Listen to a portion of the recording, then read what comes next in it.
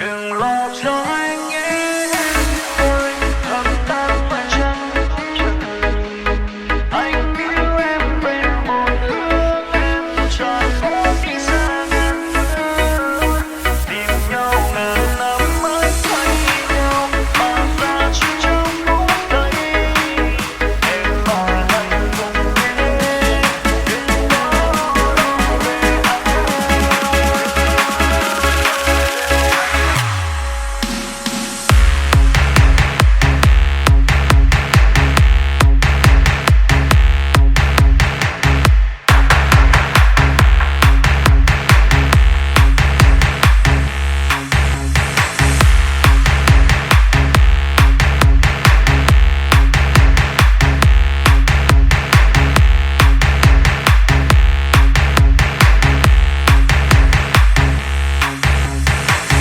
nhưng điều anh không muốn hôm nay cũng đã đến rồi.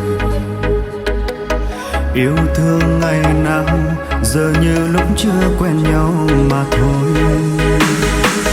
Do dự giữa kết thúc hay sẽ đi với nhau hết đời, giờ anh và em hãy nói ra câu trả lời. Câu chuyện cũ của anh với em khi xưa rung động, ngay từ phút đầu tiên em đã khóa tim anh.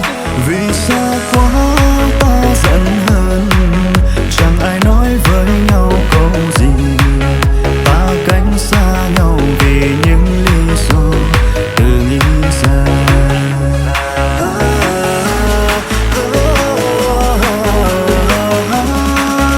Đừng lo cho anh nhé,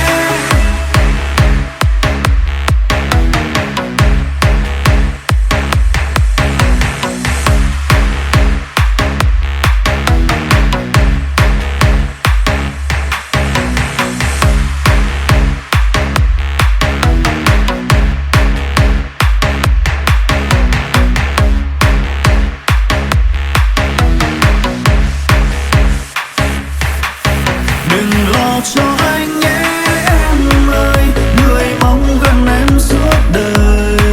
Xa vắng không hiểu được con tim, anh thì giữ còn em muốn buông.